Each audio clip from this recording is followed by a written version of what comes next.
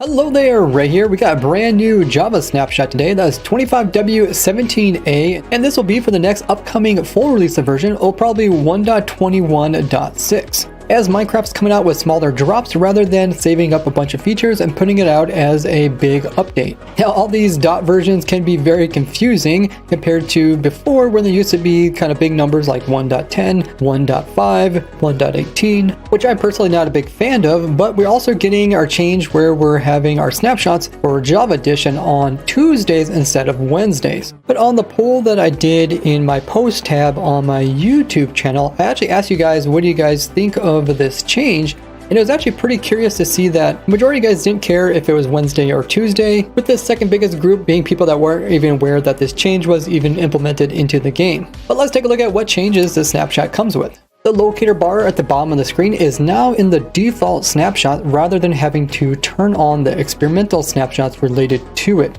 This means we're going to see this in the full release of the next version. So rather than showing your progress of XPs, if there's somebody within range, they're going to show up as a colored dot. The color is random, and the dot will move around depending on where the player is at.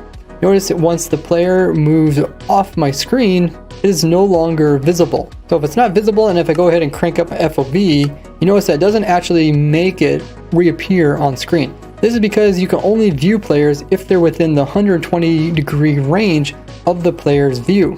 So this does not take into account your FOV settings. And if the player happens to be above you or below you, there's going to be a little arrow that's kind of moving and pointing the direction where their player is at. So it's saying, hey, there's a player in front of you, but it's underneath of where you're looking, and then the same thing when you're looking downwards. And this also applies if you're directly underneath of the player or above the player. And you can see it also shows up in spectator mode, so you can easily find players if you're trying to spectate them. But if the player you are looking at goes into spectator mode, they will vanish. But if both players are in spectator mode, then the indicator will show you where all players are, including ones that are in spectator mode.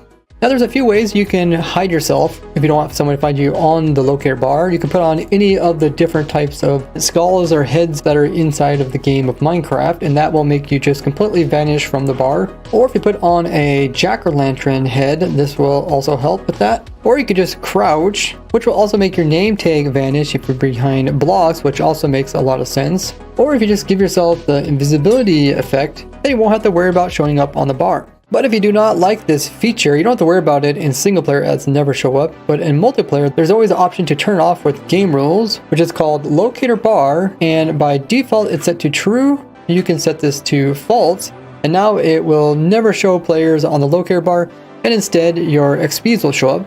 That's one of the downsides to using this, is that the little progress that you're making on your current level of the XP bar doesn't show up as long as there is a player in view. And this can be problematic if you're trying to see how many more little XP orbs you need to take in order to progress to the next level.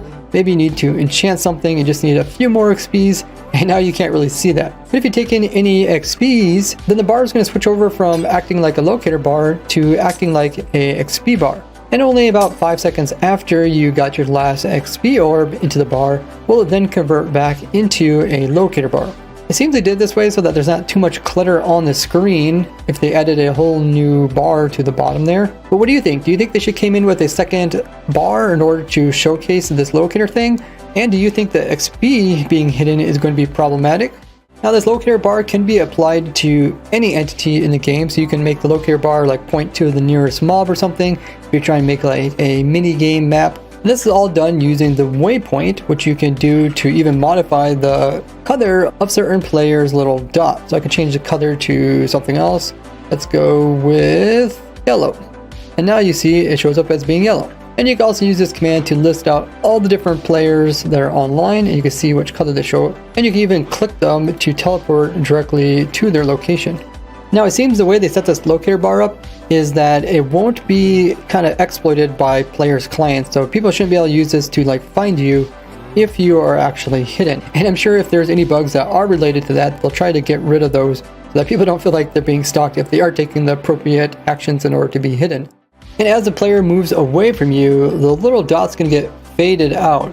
This kind of lets you indicate how far you are away from the player. So now you can see the dot just turn into a little square. If I go a bit further, it's going to change into a little plus sign. But it appears that the dot will never vanish and will stay at this point no matter how far you are, as my player is currently out a couple million blocks and it still shows where the player is. So it seems you can find players from like infinite distance away, but this can all be changed with the command if you want to. Now this is a slight change from before where it would slowly fade so it's harder and harder to actually see it, but it seems like they want players to be able to find them from a great distance and maybe even with no limits whatsoever, which I find a bit strange. I feel like they should not show players if they're like over 1,000 blocks away or something. But what do you think about it? Now, speaking of settings, if you come down here, they added a new setting, which is cloud distance. Currently, it's 128 chunks by default. So if we take a look at the clouds, we can see the clouds out really far. I normally have these turned off because when I go sliding across the sky and I'm recording, and then I record a second part, it looks kind of weird when the clouds are just jumping across the sky over time. Let's go ahead and turn it down and see what happens. Now it's 70.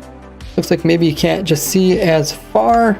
Let's drop it down even more. Oh yeah, so it seems just to remove the distance clouds and it kind of fades them out like with fog.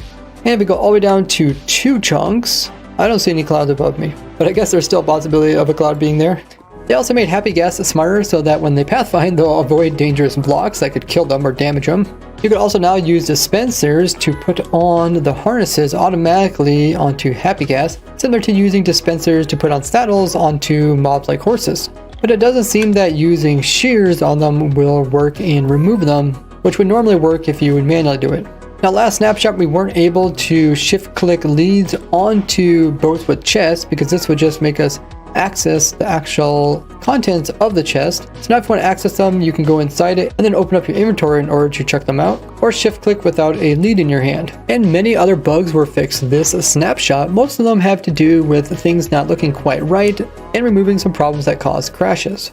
Bedrock Edition also got an update today where they got the same lead mechanics that Java got last week, where you can lead together any 2 leadable mobs or entities, so you can make flying airships just like in Java Edition. I am changing my snapshot streams from Wednesdays to Tuesdays, and I do my testing on my testing server that you guys can even join in so you can watch me do the entire process. And you guys can get your very own Minecraft servers so you can have fun playing with others in a single world. You can do this all very easily by using Bisect Hosting, and even get 25% off just by using code RAY. I've been using them for over 10 years and they've been running all my servers smoothly. Thanks to all you guys who took advantage of this offer, and I'll see you guys all over at my testing livestream. Bye bye!